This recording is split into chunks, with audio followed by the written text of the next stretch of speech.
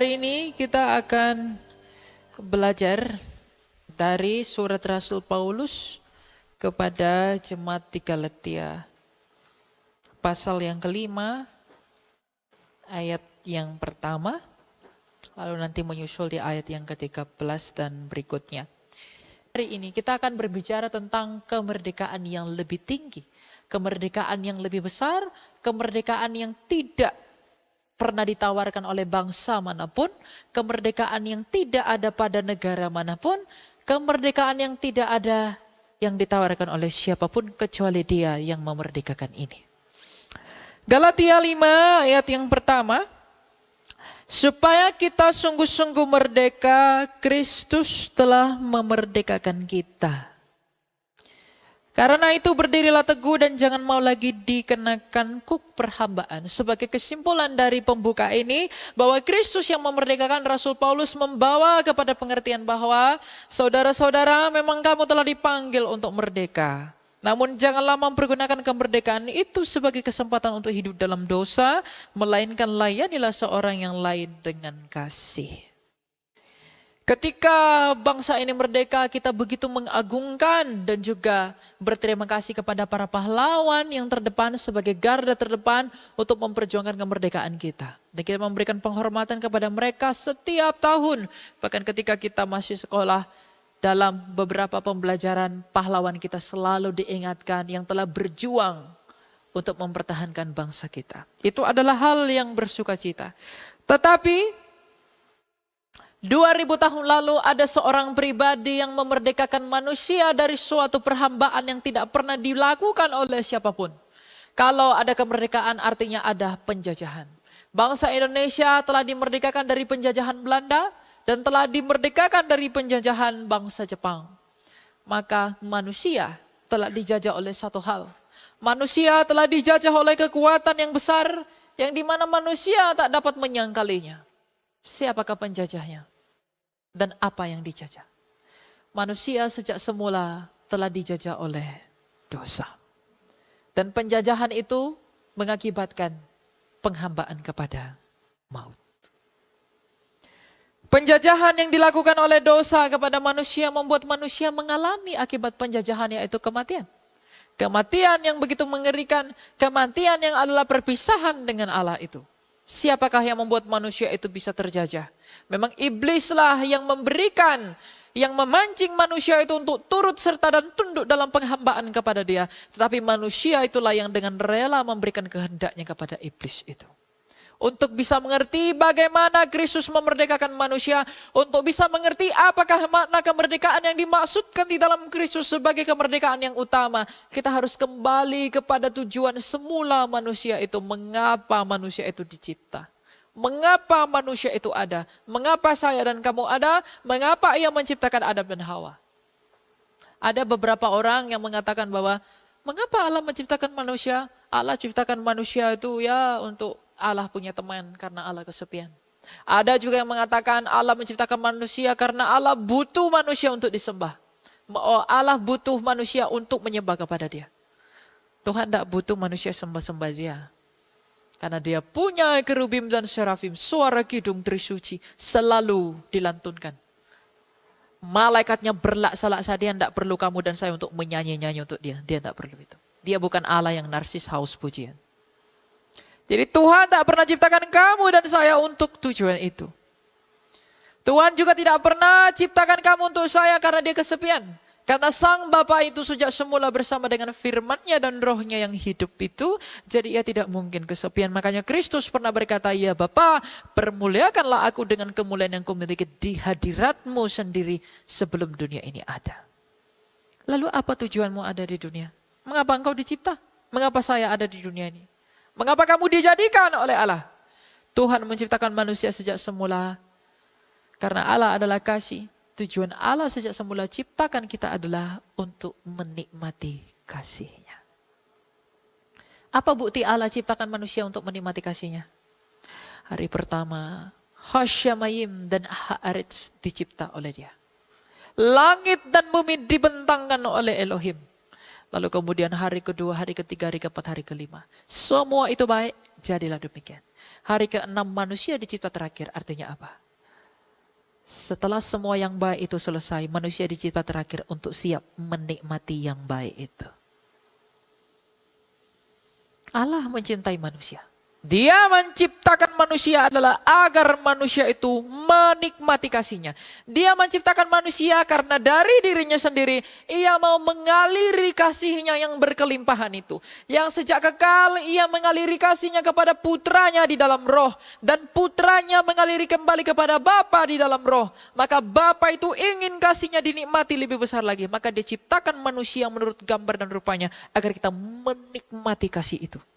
Dan kita dicipta pada hari ke-6 untuk bisa menikmati semua yang baik yang ia ciptakan selama 5 hari itu. Sempurna. Tapi agar hubungan kasih itu dapat tetap langgeng, agar hubungan kasih itu dapat tetap teguh, maka manusia pun harus kembali mengasihi Allah. Seperti laki-laki dan perempuan, kalau laki-laki mengasihi perempuan dalam perkawinan kudus, maka agar hubungan itu bisa tetap berlanjut, perempuan itu pun harus mengasihi laki-laki itu. Meskipun laki-laki yang mengambil inisiatif untuk memulai perkawinan itu. Laki-laki mengasihi perempuan, aku akan mengadakan pesta yang baik untukmu. Aku akan menyanggupi apa kebutuhanmu. Maka agar hubungan tetap satu dalam ikatan perkawinan kudus, perempuan pun harus kembali mengasihi laki-laki itu.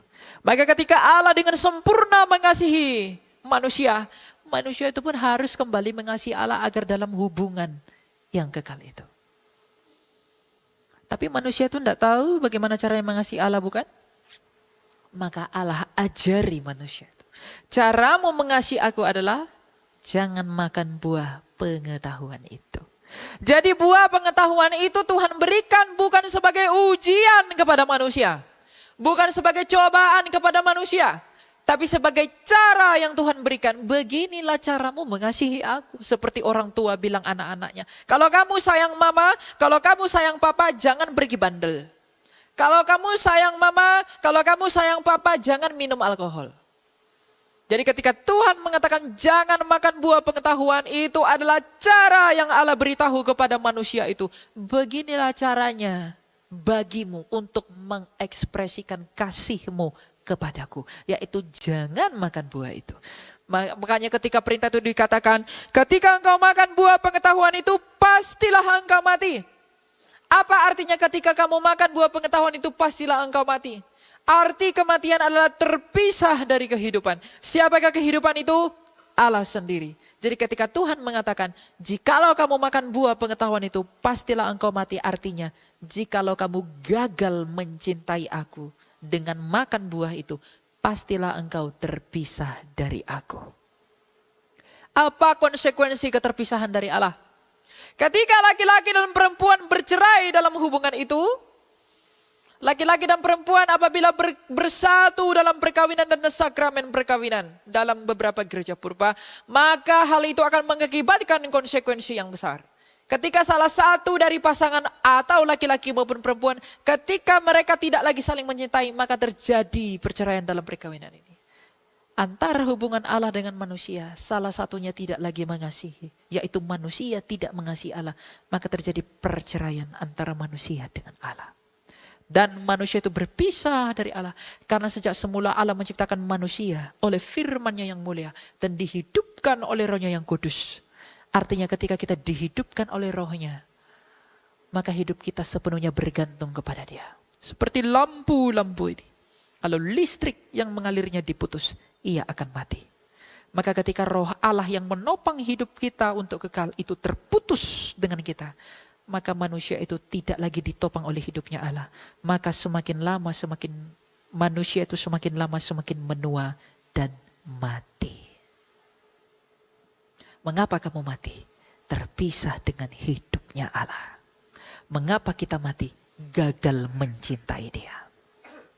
Ketika kita gagal mengasihi Allah, ketika nenek moyang kita gagal mencintai Allah, maka semua konsekuensi yang buruk itu terjadi.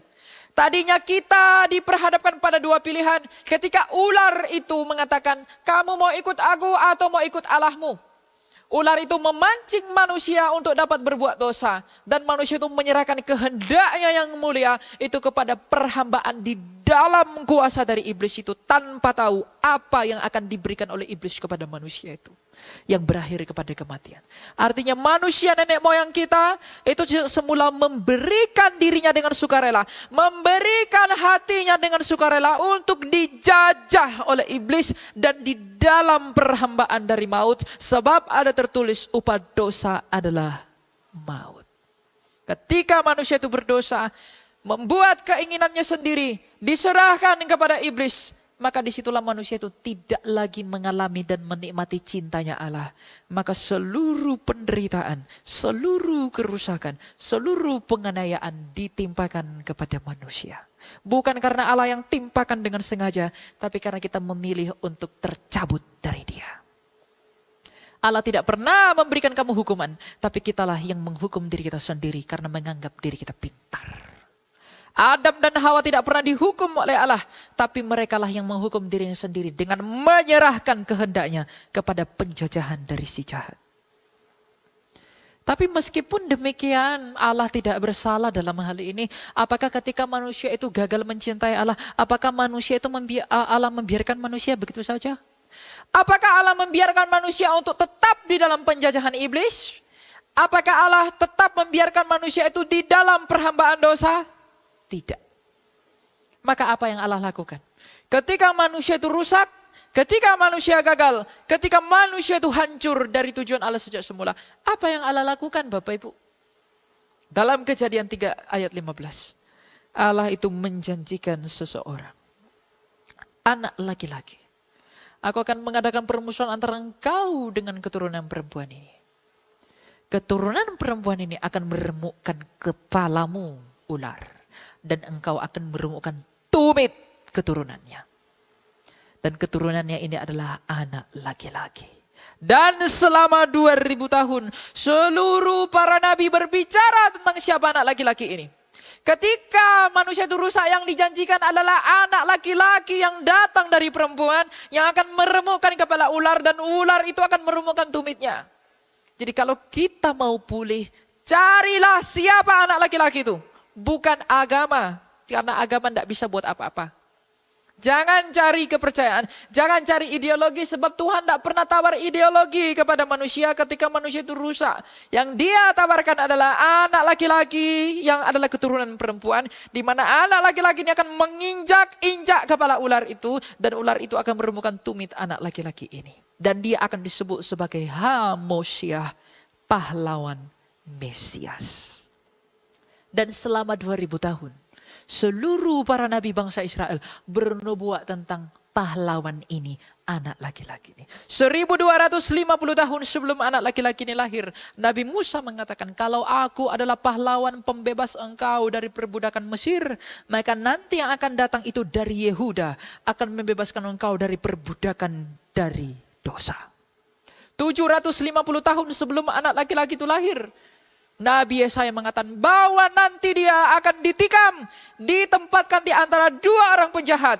Ia akan dihina, ia akan disiksa, ia akan dicaci, ia akan dimaki. Tetapi dia mengalami semua hal yang demikian bukan oleh karena kesalahannya sendiri, tapi oleh karena pelanggaran kita dan oleh karena bilur-bilurnya kita menjadi sembuh. 700 tahun sebelum anak laki-laki itu lahir, Nabi Mika mengatakan bahwa nanti anak laki-laki itu akan lahir di sebuah kandang domba. Ve'atah Migdal Eder. Ratusan tahun sebelum anak laki-laki itu lahir, Hosea mengatakan bahwa nanti anak laki-laki itu akan diasingkan ke Mesir. Yeremia, Yehezkiel dan para nabi yang lain mengatakan bahwa nanti anak laki-laki itu akan menunggangi seekor keledai. Tulang-tulangnya tidak akan dipatahkan. Ia akan disebut anak Allah. Ia akan disebut sebagai raja yang damai. 1000 tahun sebelum anak laki-laki itu lahir, Raja Daud dalam Mazmur 22 berkata bahwa nanti anak laki-laki itu akan berseru, Eli, Eli lama sabachthani, ketika tangan dan kakinya dipaku dan anjing-anjing mengerumuninya. Siapa anjing-anjing dalam pemikiran bangsa Yahudi? Orang non-Yahudi. Jadi nanti anak laki-laki itu, tangan dan kakinya akan dipaku. Dan orang-orang non-Yahudi akan mengelilingi dia. Nabi Yesaya juga mengatakan, setelah ia mengalami semua aniaya itu, ia akan menghadiahkan hadiah-hadiah yang besar bagi dunia. Siapakah anak laki-laki itu? Maka ketika seluruh para nabi ini bernubuat tentang anak laki-laki ini, setelah genap waktunya, pada tahun 4 sebelum Masehi, lahirlah seorang anak laki-laki dari keturunan perempuan seperti janjinya kepada Adam, dari Maria. Dari keturunan Yehuda seperti perkataan kepada Musa, Maria anak Eli dan Ana dari suku Yehuda. Lahir di sebuah kandang domba seperti yang dikatakan oleh Mika. Diasingkan ke Mesir dalam pemerintahan Raja Herodes seperti yang dikatakan oleh Hosea. Ia ditikam seperti perkataan Yesaya. Tulang-tulangnya tidak dipatahkan. Ia mati mengalami aniaya di perut bumi selama 3 hari. Dialah yang disebut Yesus Kristus dari Nazaret. Apa yang dilakukan anak laki-laki ini? Ia menggenapi seluruh nubuatan para nabi. Apakah makna dari penggenapan seorang Mesias? Seorang pahlawan yang disebut Kristus? Dari apakah kita dimerdekakan? Dari apakah kita dilepaskan atas perbudakan? Dari manakah kita dibawa kembali oleh Kristus? Ingatkah engkau, wahai manusia, bahwa sejak semula manusia itu mengalami kutuk karena kita gagal mencintai Allah, karena kita gagal mengasihi Dia.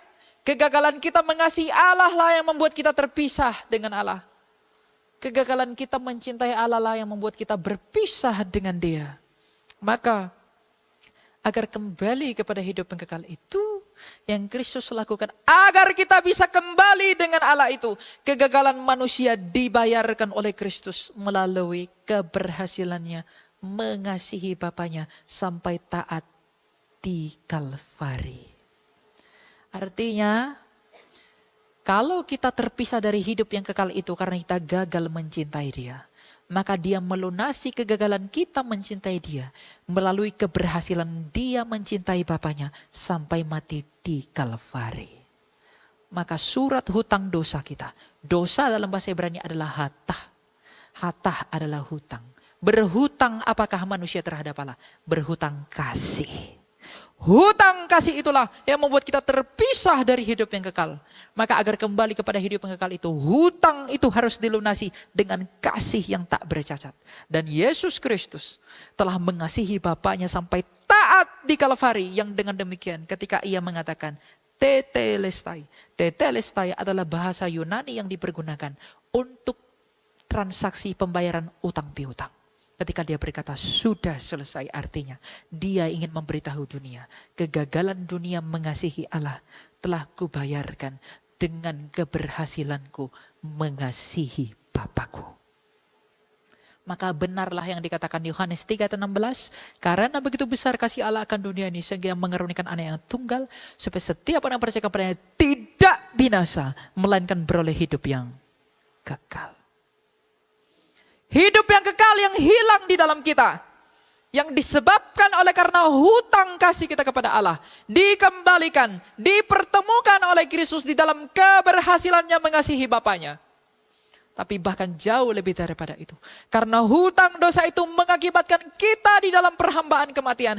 Maka bagaimana cara Kristus Yesus untuk dapat melepaskan kita dari kematian? Bagaimana cara Dia yang disebut Kristus itu mengeluarkan kita dari kematian? Dalam kesaksian penulis surat Ibrani dalam Ibrani 2 mengatakan bahwa, Ibrani 2 ayat yang ke-15, bahwa agar Kristus membebaskan kita dari kematian, Ia harus mengalami kematian.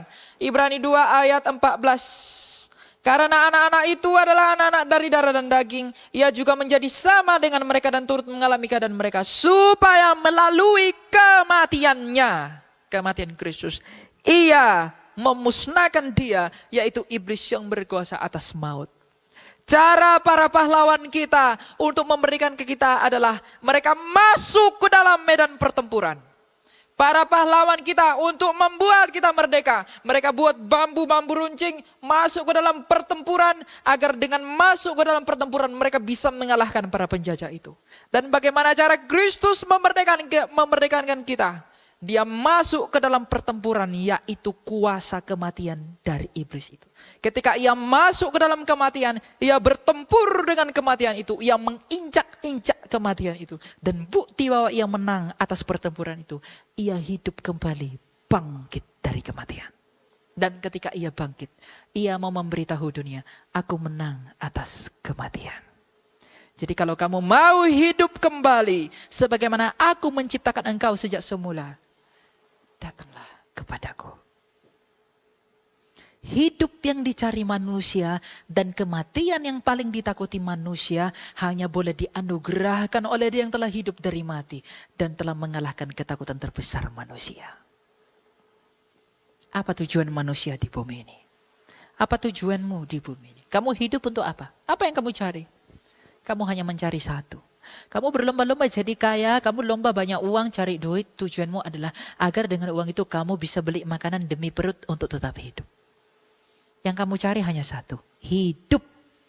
Itu yang diperjuangkan manusia. Tidak peduli kamu orang Tionghoa, orang Batak, orang Manado, orang Ambon, orang Rusia, orang Brazil, orang Argentina, orang Afrika, orang apapun engkau. Tujuanmu hanya satu, hidup. Itu yang dicari manusia. Mau dia orang Eropa, mau dia orang kulit putih, kulit hitam, kulit orange, kulit apapun itu. Yang diinginkan hanya satu, hidup. Itu yang dicari manusia. Dan yang paling dihindari manusia adalah kematian. Kehilangan hidup itu. Sehingga karena dia takut mati, dia berusaha bangun rumahnya bagus-bagus dengan pengamanan super ketat agar dia tidak cepat dibunuh orang lain. Agar karena dia menghindar dari kematian, dia atur semua makanannya. Harus bergizi sekian gram agar usia bisa panjang. Yang membengkak bukan badan tapi pipi agar segala macam dan lain-lain. Orang berusaha menghindarkan diri dari kematian. Dan berusaha mengejar hidup. Tapi Kristus berkata, akulah pokok anggur yang benar. Di luar aku, engkau tak dapat berbuat apa-apa. Jadi kalau yang kamu inginkan adalah hidup. Dan yang kamu takuti dan kamu hindari adalah kematian. Apakah alasanmu menolak Dia yang telah mengalahkan kematian dan memberi hidup melalui kebangkitannya? Tidak ada. Alasan satu-satunya menolak Yesus Kristus adalah kesombonganmu. Dengan banyaknya jalan-jalan. Ketika Dia berkata, akulah jalan dan kebenaran dan hidup. Dia sedang menjadi jawaban atas seluruh agama yang berusaha menjadi jalan. Ketika ia berkata bahwa akulah kebenaran, I'm the truth. Dia menjadi jawaban atas seluruh dunia filsafat yang cari jalan, yang cari kebenaran. Filsafat Socrates, Plato, Aristoteles, dan lain sebagainya. Apakah buah dari filsafat mereka? Dalam pemikiran mereka yang filsafati, apakah yang dihasilkan daripada itu semua? Tidak ada. Tapi Kristus mengatakan sebagian terakhir, akulah hidup. Dia menjadi jawaban atas seluruh manusia yang berupaya dan berjuang mencari hidup. Jadi jawaban dan kebutuhan manusia itu tidak ada selain daripada Dia, Yesus Kristus itu. Tidak ada. Jadi kalau kamu mau kembali kepada kodratmu yang semula, kita mau kembali ke dalam kemerdekaan yang semula, kita mau dimerdekakan dari kematian, kita mau dilepaskan dari perhambaan dosa, maka datangilah Dia yang telah melunasi dosa melalui kesempurnaannya di dalam kasih-Nya, dan yang juga telah mengalahkan kematian yang akibat dosa melalui kebangkitan dan kematiannya di Kalvari. Inilah kabar sukacita, inilah Injil itu. Apakah arti yang tertulis itu? Jikalau ia tidak dibangkitkan, maka sia-sialah kepercayaanmu. Karena Dia bangkitlah, maka kita punya pengharapan akan hidup sebagaimana Dia telah hidup. Makanya saya sangat prihatin kalau ada anak-anak muda yang ikut arus ini. Mereka mencari-cari apa yang ada di dunia. Demi pengakuan, demi uang, demi harta, demi apapun mereka meninggalkan Yesus Kristus. Mereka pikir dengan uang mereka bisa diakui. Mereka pikir dengan popularitas mereka bisa terlihat hebat. Renungkanlah dalam hatimu. Di manakah Raja Herodes yang sangat kaya itu? Di manakah Firaun yang begitu ganteng dan tampan itu? Di manakah Kleopatra yang begitu mulia dan disanjung oleh orang dari seluruh kawasan bangsa Misraim dari Alexandria? Di manakah Ptolemy? Di manakah Raja Koreshi Agung? Di manakah Alexander the Great? Di manakah pemimpin bangsa Gerika? Di manakah dinasti dari dinasti di bagian bumi yang timur? Di manakah mereka hari ini? Di manakah kekayaan mereka? Mereka yang sangat kaya. Pontius Pilatus yang sangat kuat, berpengaruh dalam sejarah dunia. Nero yang begitu berpower. Di manakah mereka hari ini? Bahkan kekayaan mereka, uang mereka, kekuatan mereka tak dapat melepaskan mereka dari jerat perhambaan kematian. Dan tak dapat membeli hidup yang mereka inginkan. Jadi jikalau itu yang kamu cari, dengan meninggalkan Kristus, nasibmu akan sama seperti mereka yang sampai hari ini masih di bawah kakimu. Di dalam tanah. Tapi Yesus Kristus telah memberikan anugerah hadiah yang terbesar. Yang oleh karena dia kita menjadi kaya di dalam anugerah yang rohani. Yaitu dia telah memberikan hidup secara cuma-cuma melalui kasih setianya yang berkelimpahan. Dan ia telah meyakinkan kita semua bahwa ia telah mengalahkan kematian dengan mengalami kematian. Dan membuktikan bahwa ia tidak dapat ditawan oleh kematian itu. Maka ketika ia bangkit, ia menggenapi janji Allah kepada Adam. Bahwa Yesus Kristus menginjak kepala ular. Kepala dalam perspektif Ibrani adalah kuasa. Kuasa dari ular adalah kematian. Dan Kristus menginjak-injak kuasa ular itu melalui kematiannya dan kebangkitannya. Dan ular itu meremukkan tumit anak laki-laki itu.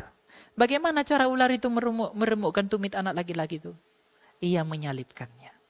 Iblis itu berpikir dengan menyalibkan Yesus mereka bisa menguasai Yesus. Oh Yesus Kristus ini, marilah kita hasut orang Farisi agar mereka benci kepada Yesus. Dan ia disalibkan lalu dia mati lalu kita dapat menguasai dia. Iblis berpikir dengan menyalibkan Yesus mereka bisa menang atas Kristus. Tapi ternyata dengan salib yang sama Kristuslah yang mengalahkan dia. Dan iblis dipermalukan. Makanya diciptakan dongeng yang terkenal bahwa Yesus itu tidak tersalib karena iblis itu malu. Mereka berpikir melalui salib mereka bisa kalahkan Kristus. Tapi bahkan Kristus menggunakan salib itu untuk melucuti mereka kembali. Maka karena mereka malu dengan senjata mereka, mereka ciptakan hoaks yang begitu besar. Yesus tidak tersalib. Karena mereka malu. Mengapa Kristus dapat melakukan itu? Sebab dia adalah Allah. Kejadian 50 ayat 20. Memang kamu telah merencanakan apa yang jahat terhadap aku.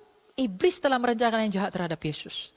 Tetapi Allah telah merencanakannya demi kebaikan. Untuk mewujudkan apa yang terjadi sekarang ini. Yakni memelihara hidup banyak orang.